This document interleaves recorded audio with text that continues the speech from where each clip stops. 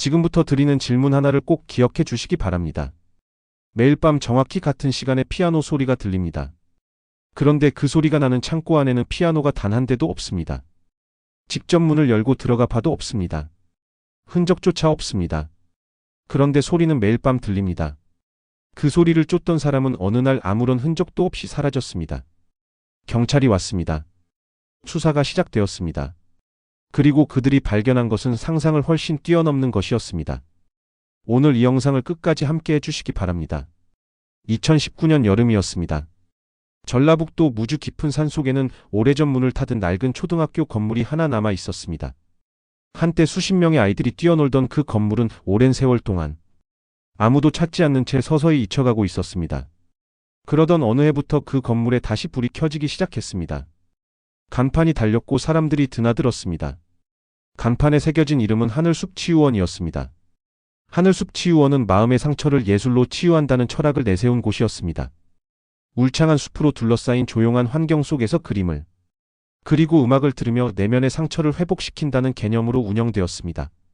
개원 이후 여러 언론에서 긍정적으로 소개되었고 몸과 마음을 쉬고 싶은 사람들이 꾸준히 찾아왔습니다. 외부에서 바라보는 하늘숲치유원은 분명 아름답고 평화로운 공간이었습니다. 그러나 그 안에서 일하는 직원들은 알고 있었습니다. 이 공간에는 무언가 보이지 않는 것이 있다는 것을요. 소문은 몇 해 전부터 직원들 사이에서 조용히 돌기 시작했습니다. 치유원 본 건물 뒤편에 자리한 낡은 창고. 그 창고에서 매일 밤 11시가 되면 피아노 소리가 흘러나온다는 것이었습니다. 처음 그 소리를 들은 사람은 야간 당직을 맡은 직원이었습니다. 처음에는 착각이거나 산에서 들려오는 바람 소리려니 생각했습니다. 하지만 다음날 밤에도 들렸습니다. 그 다음날 밤에도 들렸습니다. 정확히 11시에, 정확히 같은 선율로 반복되었습니다. 불안해진 직원이 동료와 함께 창고 앞까지 갔습니다. 피아노 소리는 분명 그 안에서 나고 있었습니다. 숨을 죽이고 문을 열었습니다. 그런데 안에는 아무것도 없었습니다. 먼지가 쌓인 낡은 물건들만 가득할 뿐이었습니다. 피아노는 없었습니다. 피아노가 있었던 흔적조차 없었습니다. 그리고 두 사람이 문 앞에서 물러서는 순간 소리는 멈추었습니다. 그날 이후 치유원 직원들은 밤 11시에는 창고 근처에 가지 않았습니다. 누가 시킨 것도 금지령이 내려진 것도 아니었습니다. 그저 자연스럽게 생겨난 불문율이었습니다. 그리고 이야기는 외부로 나가지 않았습니다. 치유원은 여전히 평화로운 이름을 유지했습니다. 2019년 여름 그 치유원에 새로운 직원이 들어왔습니다. 이름은 차설인이었습니다. 32살의 그녀는 서울에서 아동 심리 상담사로 일하다가 모든 것을 정리하고 이곳에 지원한 사람이었습니다. 지원 이유는 단순했습니다. 새로운 환경에서 다시 시작하고 싶다고 적혀 있었습니다. 차설이는 말이 적고 조용한 성격이었습니다. 타인에게 먼저 다가가는 스타일도 아니었습니다. 하지만 그녀를 처음 만나는 사람들은 공통적으로 같은 인상을 받았습니다. 어딘가 늘 무언가를 경계하는 듯한 눈빛. 몸 어딘가에 잔뜩 힘이 들어가 있는 사람 같다는 느낌이었습니다. 그녀를 채용한 사람은 치유원 원장 민도혁이었습니다. 48배 그는 국내 미술계에서 상당한 명성을 가진 화가였습니다. 예술과 심리 치유를 연결하는 독자적인 철학으로 여러 방송과 강연에 출연했고 그를 따르는 사람들도 많았습니다. 부드러운 목소리와 흔들림 없는 눈빛으로 상대를 안심시키는 능력이 탁월한 사람이었습니다. 치유원이 이렇게까지 알려지게 된 데는 민도혁이라는 이름이 가진 무게가 결정적이었습니다. 차설이는 치유원의 자리를 잡은 뒤 처음 며칠은 별다른 이상을 느끼지 못했습니다. 숲속의 고요함이 오히려 위안이 되기도 했습니다. 하지만 일주일이 지날 무렵부터 이상한 것들이 하나씩 눈에 걸리기 시작했습니다. 밤이 되면 복도에서 발소리가 들렸습니다. 아무도 다닐 시간이 아닌 새벽에 규칙적인 발소리가 복도를 천천히 가로질렀습니다. 설인이 방문을 열고 나가보면 언제나 복도는 텅 비어 있었습니다. 불도 꺼져 있었고 인기척도 없었습니다. 하지만 귀를 기울이면 어딘가로 멀어져 가는 발소리가 느껴지는 것 같았습니다. 더욱 기묘한 것은 지하 보일러실 근처였습니다. 그 구역은 직원 출입이 금지된 폐쇄 공간이었습니다. 그런데 그 앞을 지나칠 때마다 문틈 사이로 차가운 바람이 새어나왔습니다. 그리고 이상한 냄새가 났습니다. 갓 바른 시멘트 냄새 같기도 했고 오래된 지하 특유의 습한 냄새 같기도 했습니다. 그 냄새는 설인의 머릿속에서 쉽게 지워지지 않았습니다. 며칠이 지나도 이상한 느낌은 사라지지 않았습니다. 오히려 조금씩 쌓여갔습니다. 그리고 사건은 예상보다 훨씬 이른 밤에 터졌습니다. 어느 날 새벽 치유원 직원 한 명이 원장실 앞 복도에서 차서린을 발견했습니다. 그녀는 쓰러진 채 의식을 잃고 있었습니다. 머리에 외상도 없었고 다친 흔적도 보이지 않았습니다. 그저 그 자리에 쓰러져 있었습니다. 그런데 그녀의 손에는 무언가가 단단히 쥐어져 있었습니다. 오래되고 낡은 카세트 테이프였습니다. 표지도 없었고 라벨도 없었습니다. 어디서 구한 것인지 아무도 알 수 없었습니다. 서린이 의식을 되찾은 뒤 테이프가 재생되었습니다. 테이프 안에서는 여자의 목소리가 흘러나왔습니다. 가늘고 끊길 듯 떨리는 목소리였습니다. 그 목소리는 단 한마디만 남기고 끝이 났습니다. 절대 지하 작업실에 들어가지 마. 이후에는 차분만 흘렀습니다. 목소리의 주인이 누구인지 아무도 알지 못했습니다. 지하 작업실이 어디인지도 아무도 알지 못했습니다. 치유원 어디에도 지하 작업실이라는 공간은 공식적으로 존재하지 않았으니까요. 다음날 아침 차서리는 사라졌습니다. 방에는 옷과 개인 소지품이 그대로 있었습니다. 현관에는 그녀의 신발이 놓여 있었습니다. 침대 위에는 전원이 꺼진 휴대전화가 있었습니다. 어떤 메모도 없었습니다. 연락도 없었습니다. 차서린이라는 사람은 그렇게 아무런 흔적 없이 증발했습니다. 사건은 경찰에 신고되었고 강력팀 형사 강희안이 치유원에 도착했습니다. 36의 강희안은 오랫동안 강력 사건만 다뤄온 베테랑 형사였습니다. 치유원에 발을 들인 순간부터 그는 이 공간이 범상치 않다는 것을 직감했습니다. 직원들의 표정이 이상했습니다. 무언가를 알고 있으면서도 모르는 척하는 얼굴들이었습니다. 눈을 마주치면 먼저 시선을 피하는 사람들이었습니다. 강희안이 민도혁 원장을 만났을 때 그는 걱정스러운 표정으로 먼저 말을 꺼냈습니다. 차서린 씨가 원래 정신적으로 많이 불안정하셨어요. 아마 스스로 나가신 것 같습니다. 그 말은 너무 자연스러웠습니다. 너무 준비된 것처럼 들렸습니다. 강희안은 수첩에 이름 하나를 적었습니다. 민도혁. 그리고 동그라미를 쳤습니다. 그날 밤 치유원에서는 여전히 피아노 소리가 들렸습니다. 창고 쪽에서. 정확히 11시에. 아무도 그 소리의 정체를 알지 못했습니다. 그리고 차서린은 아직 발견되지 않았습니다. 강희안이 가장 먼저 시작한 것은 치유원 CCTV 영상 확보였습니다. 차서린이 실종되기 전날 밤부터 당일 새벽까지의 모든 영상을 확보하여 처음부터 다시 검토했습니다. 대부분의 영상은 평범했습니다. 폭도는 조용했고 인기척이 없었습니다. 그런데 새벽 2시 14분에 이르자 이안의 손이 멈추었습니다. 화면 한쪽에서 차서린이 걸어오는 모습이 찍혀 있었습니다. 흰 잠옷 차림이었고 맨발이었습니다. 폭도 끝에서 끝으로 천천히 걸어갔습니다. 그런데 불과 4초 뒤에 같은 화면에 차서린이 다시 등장했습니다. 완전히 같은 방향에서 완전히 같은 걸음걸이로 복도를 걷고 있었습니다. 4초 간격으로 한 사람이 같은 장소에서 같은 방향으로 2번 등장하는 것은 물리적으로 불가능한 일이었습니다. 이안은 영상을 멈추고 다시 돌려봤습니다. 또 돌려봤습니다. 결과는 달라지지 않았습니다. 누군가 영상을 편집했습니다. 이안은 디지털 포렌식 팀에 즉시 영상 분석을 의뢰했습니다. 결과는 이틀 만에 나왔습니다. 새벽 1시 52분부터 2시 31분까지 약 39분 분량의 영상이 정교하게 잘려나가고 이어 붙여진 것으로 확인되었습니다. 편집 흔적을 지우려는 시도가 있었지만 프레임 단위 분석 앞에서는 숨길 수 없었습니다. 39분이라는 시간 동안 그 복도에서 무언가가 있었습니다. 그리고 그 장면을 삭제한 사람이 있었습니다.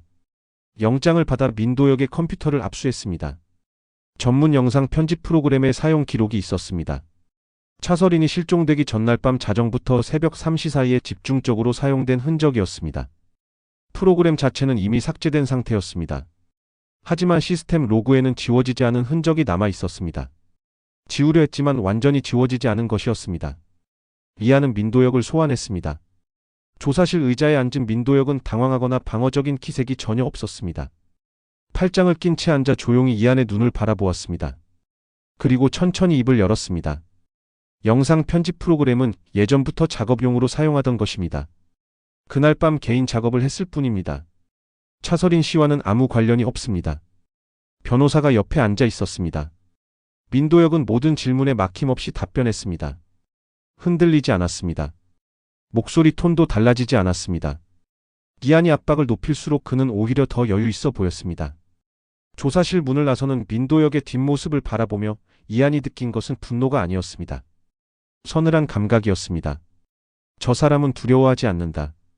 이 상황이 올 것을 처음부터 알고 있었다. 수사는 교착 상태에 빠졌습니다. 이하는 치유원을 오가며 직원들을 한 명씩 조사했습니다. 하지만 직원들은 하나같이 입을 다물었습니다. 눈을 피하고 짧게 대답하고 서둘러 자리를 피했습니다. 무서운 것이다. 이하는 그것을 느꼈습니다. 알고 있지만 말할 수 없는 사람들이었습니다. 말했다가 어떤 일이 벌어질지 두려워하는 사람들이었습니다. 그러던 어느 오후 치유원에서 긴급 연락이 왔습니다. 직원 한 명이 스스로 목숨을 끊으려 했다는 것이었습니다. 다행히 동료 직원이 제때 발견하여 구조되었습니다. 이하는 즉시 병원으로 달려갔습니다. 구조된 직원은 20대 후반의 여성이었습니다. 치유원에서 3년째 근무하던 직원이었습니다. 그녀는 병원 침대 위에서 몸을 잔뜩 웅크리고 있었습니다. 눈빛은 공포에 가득 차 있었습니다. 이한이 조심스럽게 옆에 앉아 그녀는 호흡을 가다듬더니 같은 말을 반복하기 시작했습니다. 밤마다 벽 안에서 누가 두드려요. 밤마다 두드려요. 멈추지 않아요. 이한이 무슨 말이냐고 묻자 그녀는 더 이상 아무 말도 하지 않았습니다. 눈을 감고 고개를 돌렸습니다. 의사는 극도의 심리적 충격 상태라고 했습니다. 추가 조사는 당분간 불가능하다고 했습니다. 이하는 병실을 나서며 수첩에 한 줄을 적었습니다. 벽 안에서 두드린다. 무엇이? 누가? 이 발언은 수사의 방향을 바꾸는 계기가 되었습니다. 이하는 치유원 건물 도면을 입수하여 실제 건물과 하나하나 비교하기 시작했습니다. 그리고 특정 구역에서 도면상의 면적과 실제 공간 사이에 미묘한 차이가 있다는 것을 발견했습니다. 지하 보일러실 주변 구역이었습니다. 도면에는 없지만 실제로 존재할 수 있는 공간이 있었습니다. 누군가 의도적으로 막아둔 공간이 있을 가능성이 있었습니다. 하지만 압수수색 영장 신청은 기각되었습니다. 실종자가 한 명이고 건물 내 숨겨진 공간이 있다는 추정만으로는 법원을 설득하기에 부족했습니다. 민도혁 측 변호인은 건물 노후화로 인한 자연적인 치수 오차라고 즉각 반박했습니다. 이하는 다시 원점으로 돌아갔습니다. 이하는 방향을 바꾸었습니다. 현재가 아닌 과거를 파고들기로 했습니다. 치유원 개원 이후 지난 10년간의 인사기록 전체를 확보했습니다. 퇴직자 명단을 정리하고 한 명씩 연락을 시도했습니다. 대부분은 이직이나 개인 사정으로 떠난 사람들이었습니다. 그런데 4명의 이름 앞에서 이한의 손이 다시 멈추었습니다. 이 4명은 퇴직 이후 어떤 연락 기록도 없었습니다. 가족에게도 연락이 끊겼습니다. 건강보험 사용 기록도 없었습니다. 주민등록 주소지에도 실제로 거주하지 않았습니다. 누구도 이들의 행방을 알지 못했습니다. 사라진 날짜만 다를 뿐 결말은 같았습니다. 이 세상에서 자취를 감춘 사람들이었습니다. 이하는 4명의 공통점을 찾기 시작했습니다. 나이는 달랐습니다. 출신 지역도 달랐습니다.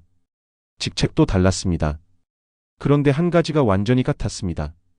4명 모두 가족과의 관계가 단절된 사람들이었습니다. 연락할 가족이 없거나 가족이 있어도 오랫동안 왕래가 없던 사람들이었습니다. 사라져도 당장 신고할 사람이 없는 사람들이었습니다. 그리고 4명 모두 채용을 결정한 사람은 민도혁이었습니다. 이하는 민도혁의 이력을 더 깊이 들여다보기 시작했습니다. 그리고 20년 전 기록과 마주쳤습니다. 민도혁은 젊은 시절 현재는 폐쇄된 한 정신병원에서 미술치료 보조사로 일한 적이 있었습니다. 당시 기록을 추적하던 이하는 작은 사건 하나를 발견했습니다.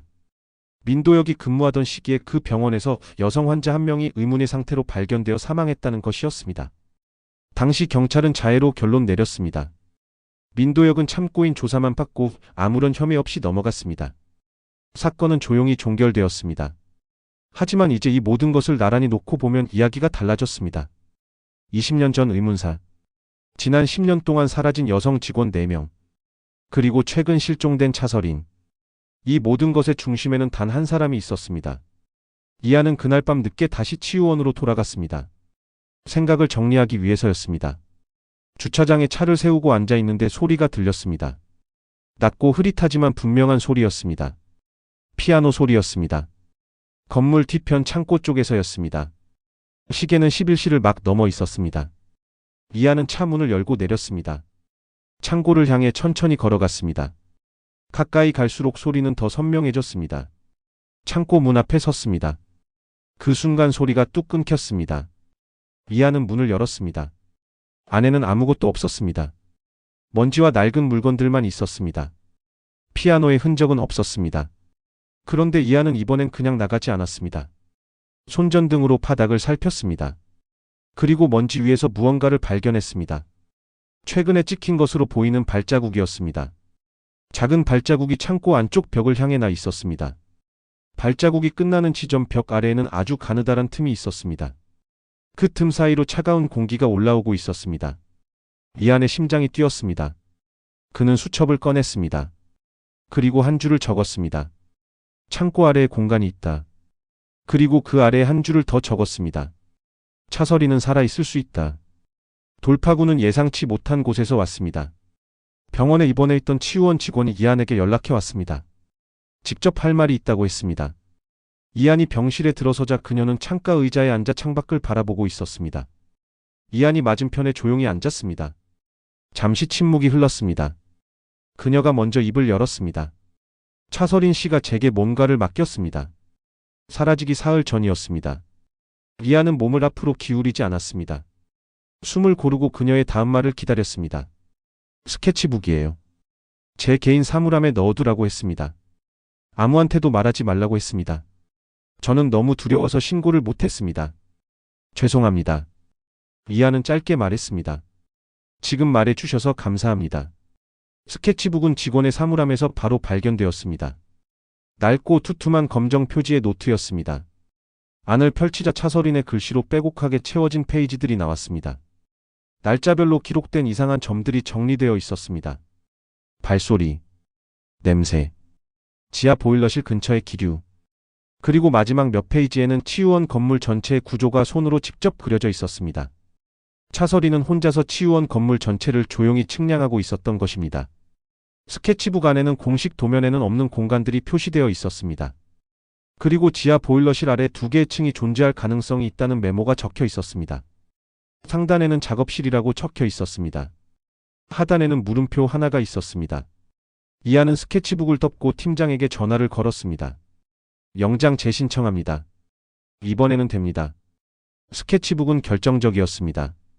실종 전 피해자가 직접 기록하고 타인에게 맡긴 문서라는 점에서 법원은 이번에는 영장을 발부했습니다. 이틀 후 강희아는 경찰팀과 함께 치유원으로 들어갔습니다. 민도혁은 사무실에 앉아 그들을 맞이했습니다. 표정은 여전했습니다. 흔들림이 없었습니다. 이안은 그와 눈을 마주치지 않았습니다. 할 말은 나중에 하면 되었습니다. 경찰은 지하 보일러실부터 시작했습니다. 문을 여는 순간 차가운 공기가 밀려나왔습니다. 손전등을 켜고 안으로 들어갔습니다. 보일러는 오래전부터 가동이 멈춰 있었습니다. 바닥은 콘크리트였고 벽은 시멘트였습니다. 형사 한 명이 손전등으로 벽 전체를 천천히 후었습니다. 그리고 한쪽 벽면 앞에서 걸음이 멈추었습니다. 형사님, 여기 벽 색이 다릅니다. 이안이 가까이 다가갔습니다. 벽면 아래쪽 일정 부분이 주변보다 훨씬 밝고 매끄러운 빛을 띠고 있었습니다. 최근에 덧칠한 시멘트였습니다. 냄새도 달랐습니다. 굳은 지 오래되지 않은 특유의 냄새였습니다. 이안은 한 발 물러섰습니다. 그리고 조용히 말했습니다. 뜯어냅니다. 작업자들이 도구를 들고 시멘트를 걷어내기 시작했습니다. 층층이 뜯겨나갔습니다. 먼지가 일었습니다. 그리고 시멘트 아래에서 좁은 통로 입구가 모습을 드러냈습니다. 성인 한 명이 몸을 옆으로 기울여 들어갈 수 있는 너비였습니다. 통로 안은 깊고 어두웠습니다. 이안이 먼저 들어갔습니다. 통로는 짧지 않았습니다. 약 10m를 걸어 들어가자 낡은 철제 문이 나왔습니다. 잠금 장치는 달려있지 않았습니다. 이안은 손잡이를 잡았습니다. 한 박자 멈추었습니다. 그리고 당겼습니다. 지하 작업실이었습니다. 방은 생각보다 넓었습니다. 천장에 달린 낡은 조명에서 희미한 빛이 흘렀습니다. 그리고 이안의 눈에 가장 먼저 들어온 것은 벽이었습니다. 사방 벽에 그림들이 가득 걸려 있었습니다. 초상화들이었습니다. 크기도 달랐고 액자의 형태도 달랐습니다. 하지만 그림 속 인물들은 하나같이 같은 모습이었습니다.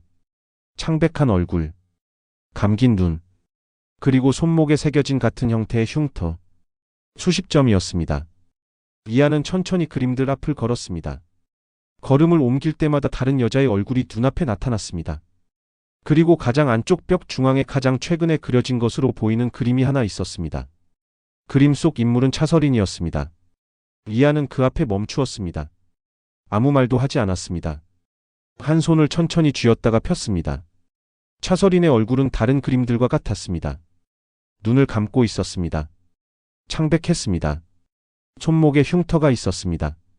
그런데 그림 아래쪽에 아직 마르지 않은 붓 자국이 남아 있었습니다. 그림이 완성되지 않았다는 뜻이었습니다. 민도혁이 떠나기 직전까지 이 방에 있었다는 뜻이었습니다. 이하는 돌아서서 팀원에게 말했습니다. 국과수 부르세요. 민도혁 지금 바로 체포합니다. 서류 작업이 진행되는 동안 이하는 방안을 다시 살폈습니다. 작업대 위에는 붓과 팔레트가 있었습니다. 캐비닛 안에는 사용한 물감 튜브들이 쌓여 있었습니다. 그리고 방 한쪽 구석에서 작은 노트 한 권이 발견되었습니다. 차서린의 글씨였습니다. 단 한 문장이 적혀 있었습니다. 여기까지 왔다면 바닥을 보세요. 이하는 고개를 틀었습니다. 주위 팀원들과 눈이 마주쳤습니다. 아무도 말하지 않았습니다. 이하는 무릎을 꿇고 바닥을 손으로 두드려 보았습니다. 한쪽은 탁한 소리가 났습니다. 다른 쪽은 비어있는 듯한 울림이 났습니다. 바닥 아래에 또 다른 공간이 있었습니다.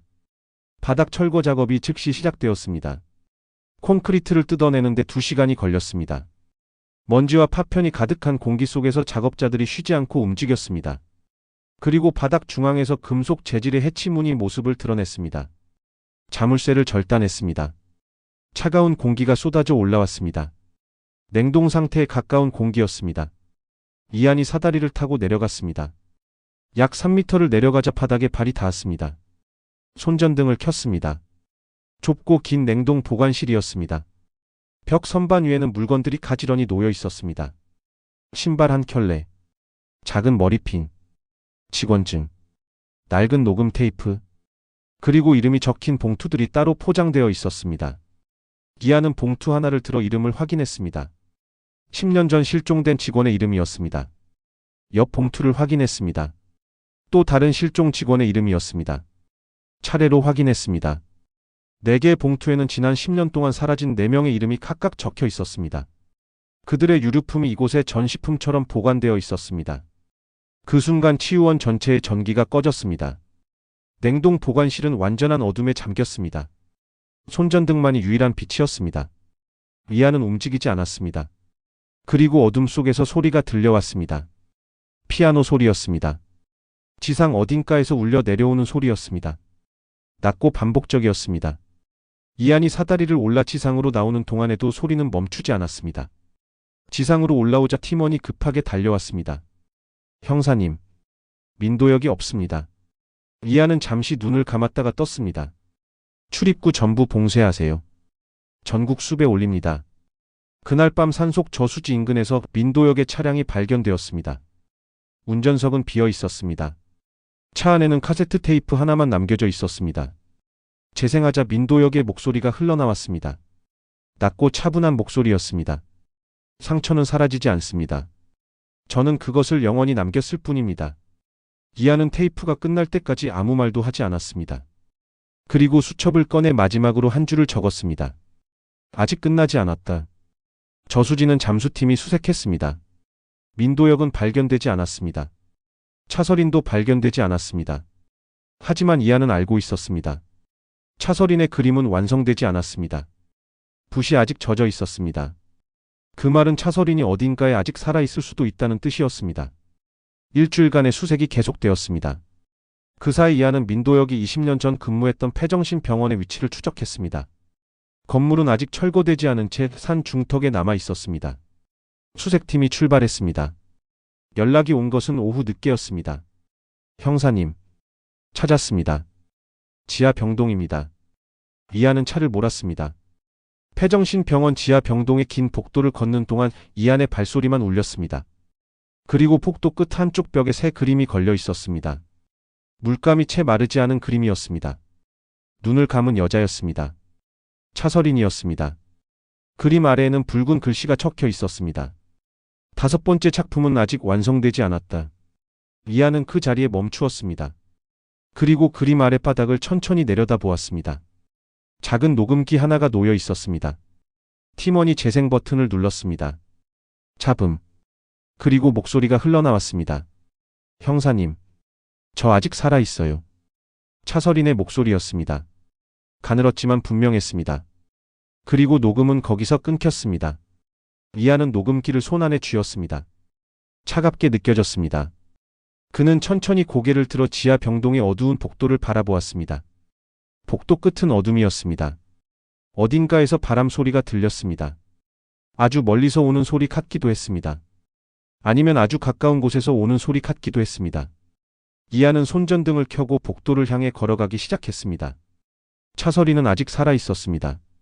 그것으로 충분했습니다. 이안이 지하 복도를 걷기 시작했을 때 공기는 냉기와 습기가 뒤섞여 있었습니다. 손전등 빛이 닿는 곳까지는 보였습니다. 그 너머는 어둠이었습니다. 발소리가 울렸습니다. 뒤를 따르는 팀원 둘도 말이 없었습니다. 이안은 멈추지 않았습니다. 양쪽으로 철제문들이 늘어서 있었습니다. 모두 잠겨 있었습니다. 이안은 하나씩 손으로 두드리며 걸었습니다. 반응이 없었습니다. 복도 끝 모퉁이를 돌았습니다. 또 다른 복도가 나왔습니다. 손전등을 앞으로 뻗었습니다. 그리고 멈추었습니다. 복도 맨 끝 문 아래로 희미한 빛이 새어나오고 있었습니다. 이안이 천천히 다가갔습니다. 문 앞에 섰습니다. 귀를 기울였습니다. 안에서 아주 가느다란 숨소리가 들렸습니다. 이안은 문손잡이를 잡았습니다. 한 박자 멈추었습니다. 그리고 밀었습니다. 차서린이 있었습니다. 방 안쪽 구석에 몸을 웅크린 채 벽에 기대고 있었습니다. 흰 셔츠는 오염되어 있었습니다. 얼굴은 창백했습니다. 손목에는 묶였다 풀린 흔적이 남아 있었습니다. 그러나 눈은 뜨고 있었습니다. 이안이 방 안으로 들어서자 그녀는 천천히 고개를 들었습니다. 눈이 마주쳤습니다. 이안이 무릎을 꿇고 그녀 앞에 앉았습니다. 조용히 말했습니다. 강이안입니다. 경찰입니다. 이제 나가도 됩니다. 차서리는 한참 동안 아무 말도 하지 않았습니다. 그리고 천천히 입을 열었습니다. 민도혁이 여기 있었습니다. 얼마 전까지요. 이안은 뒤를 돌아보았습니다. 팀원에게 고개를 끄덕였습니다. 팀원이 즉시 무선으로 연락을 취했습니다. 이안은 다시 차서린을 바라보았습니다. 걸을 수 있습니까? 차서린이 고개를 끄덕였습니다. 패정신 병원 전체에 수색이 펼쳐졌습니다. 지상층부터 지하까지 팀을 나누어 구석구석 살폈습니다. 20분이 지났습니다. 30분이 지났습니다. 그리고 2층 복도 끝 병실에서 연락이 왔습니다. 찾았습니다. 민도혁은 낡은 병실 안에 홀로 앉아 있었습니다. 빈 의자에 반듯하게 앉아 무릎 위에 두 손을 가지런히 올려놓고 있었습니다. 눈을 감고 있었습니다. 이안이 방 안으로 들어서는 소리를 들었음에도 눈을 뜨지 않았습니다. 움직이지도 않았습니다. 처음부터 이 순간을 기다리고 있었던 사람처럼 보였습니다. 이안이 그의 앞에 섰습니다. 민도혁 씨, 동행해 주셔야겠습니다. 민도혁이 눈을 떴습니다. 이안을 바라보았습니다. 그리고 아주 천천히 말했습니다. 형사님은 그림을 감상한 적 있으십니까? 이안은 대답하지 않았습니다. 민도혁이 계속했습니다. 상처받은 사람의 얼굴은 아름답습니다. 저는 그것을 남기고 싶었을 뿐입니다. 그들이 사라진 게 아닙니다. 영원히 완성된 것입니다. 이안이 말했습니다. 일어나십시오. 민도혁은 더 이상 말하지 않았습니다. 천천히 자리에서 일어났습니다. 수갑이 채워졌습니다. 그는 저항하지 않았습니다. 병실 문을 나서면서 딱 한 번 뒤를 돌아보았습니다. 이안은 그 시선을 따라가지 않았습니다. 차서리는 구급차에 실려 병원으로 이송되었습니다. 이안은 구급차가 멀어지는 것을 바라보았습니다. 그리고 다시 건물 안으로 들어갔습니다. 해야 할 일이 아직 남아 있었습니다. 수사는 즉시 전면으로 확대되었습니다. 치유원과 패정신 병원의 국과수팀이 투입되었습니다. 지하 보일러실과 냉동 보관실에서 채취된 시료들이 분석되기 시작했습니다. 지하 작업실의 수십 점 초상화들도 모두 증거로 확보되었습니다. 분석 결과는 열흘 후에 나왔습니다. 냉동 보관실 내부에서 채취된 생체 시료 사건이 지난 10년간 실종된 직원 4명의 유전자와 각각 일치했습니다. 그들이 어떻게 되었는지 이제 분명해졌습니다. 이안은 결과지를 받아들고 한참 동안 내려다보았습니다. 그리고 조용히 서류 봉투에 넣었습니다. 민도혁에 대한 조사가 본격적으로 시작되었습니다. 그는 조사실에서도 흔들리지 않았습니다. 모든 질문에 막힘없이 답변했습니다. 그러나 이안은 방향을 바꾸었습니다. 민도혁의 현재가 아닌 20년 전부터 다시 파고들었습니다. 20년 전 패정신 병원에서 사망한 여성 환자. 당시 자해로 처리된 사건. 그 기록을 다시 꺼냈습니다. 당시 담당 의사는 이미 세상을 떠난 상태였습니다. 하지만 함께 근무했던 간호사 한 명이 아직 생존해 있었습니다. 이안은 그녀를 찾아갔습니다.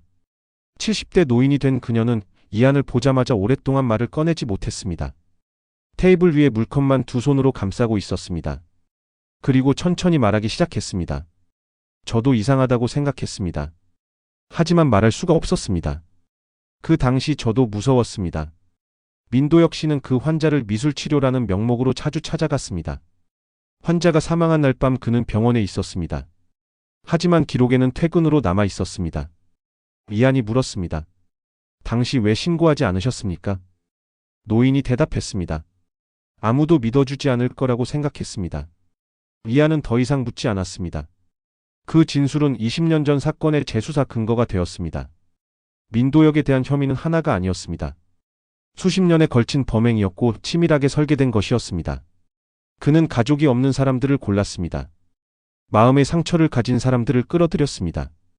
치유라는 이름 아래 접근했습니다. 그리고 그들을 작품으로 만들었습니다. 지하 작업실에서 발견된 붓과 물감에서 피해자들의 흔적이 검출되었습니다. 그림들은 단순한 초상화가 아니었습니다. 그것들은 범행의 기록이었습니다. 그리고 수사 막바지에 아무도 예상하지 못한 마지막 반전이 찾아왔습니다. 차설이는 병원에서 회복하는 동안 이안과 단둘이 마주했습니다. 이안이 물었습니다. 처음 치유원에 지원한 이유가 무엇이었습니까? 차설이는 잠시 창밖을 바라보았습니다. 그리고 입을 열었습니다. 10년 전 실종된 직원 중 한 명이 제 친구였습니다. 박지연이라는 친구였습니다. 어느 날 갑자기 연락이 끊겼습니다. 가족도 없었고 아무도 찾지 않았습니다. 저는 포기하지 않았습니다. 10년을 쫓았습니다. 그리고 치유원에 흔적이 있다는 것을 알았습니다. 그래서 직접 들어간 것입니다. 이안은 아무 말도 하지 않았습니다. 차설인이 계속했습니다. 보일러실 벽 틈새에서 발견한 카세트 테이프 속 목소리는 지연이의 목소리였습니다. 처음 들었을 때 바닥이 무너지는 것 같았습니다. 하지만 무너질 수 없었습니다. 지연이를 위해서라도 끝까지 가야 했습니다. 이안이 말했습니다. 두렵지 않았습니까? 차설이는 잠시 침묵했습니다. 두려웠습니다. 하지만 그보다 더 오래 기다려온 마음이 있었습니다. 이안은 고개를 끄덕였습니다. 더 묻지 않았습니다. 차설이는 단순한 실종 피해자가 아니었습니다. 그녀는 처음부터 자신의 의지로 그 공간에 들어간 사람이었습니다. 아무도 찾지 않는 친구를 위해 10년을 버텨온 사람이었습니다. 혼자 건물 구조를 측량하고 스케치북에 기록했습니다. 카세트 테이프를 발견했고 지하 공간의 존재를 알아냈습니다. 그리고 그 증거를 병원에 입원한 직원에게 맡겼습니다. 자신에게 무슨 일이 생기더라도 누군가가 그것을 발견할 수 있도록. 차설인이 남긴 스케치북이 없었다면 영장은 나오지 않았을 것입니다. 지하 작업실은 발견되지 않았을 것입니다. 수사는 교착 상태에서 끝났을지도 몰랐습니다. 이 사건을 실질적으로 열어젖힌 것은 경찰이 아니었습니다. 10년 동안 혼자 친구를 찾아온 한 사람이었습니다. 민도혁은 구속 기소되었습니다. 살인 및 사체 유기를 포함한 다수의 혐의였습니다. 재판은 오래 걸릴 것이었습니다. 하지만 증거는 충분했습니다. 그가 수십 년에 걸쳐 쌓아온 세계는 이제 하나씩 허물어지고 있었습니다. 박지연의 이름은 실종자 수사 기록에서 살인 피해자로 정정되었습니다. 늦었지만 이름이 제자리를 찾았습니다. 나머지 3명도 마찬가지였습니다. 사라진 것이 아니었습니다. 발견되지 않았을 뿐이었습니다. 이제는 발견되었습니다. 치유원은 폐쇄되었습니다. 수사 종결 이후 건물은 전면 철거될 예정이었습니다. 늦여름 빗속에 홀로 남은 건물은 그렇게 서 있었습니다. 이안은 마지막으로 그 건물 앞에 차를 한 번 더 세웠습니다. 창문으로 바라보았습니다. 불은 꺼져 있었습니다. 간판도 내려져 있었습니다. 시계는 11시를 가리켰습니다. 피아노 소리는 들리지 않았습니다. 이안은 시동을 걸었습니다. 산길을 천천히 내려갔습니다. 수사 종결 보고서 마지막 줄에 이안은 이렇게 적었습니다. 피해자들은 잊혀진 것이 아니었습니다. 단지 아직 발견되지 않았을 뿐이었습니다. 그리고 이제 그들은 발견되었습니다. 지금까지 함께 해주셔서 진심으로 감사합니다. 이 이야기가 마음에 남으셨다면 지금 바로 구독과 좋아요 버튼을 눌러주시면 감사하겠습니다.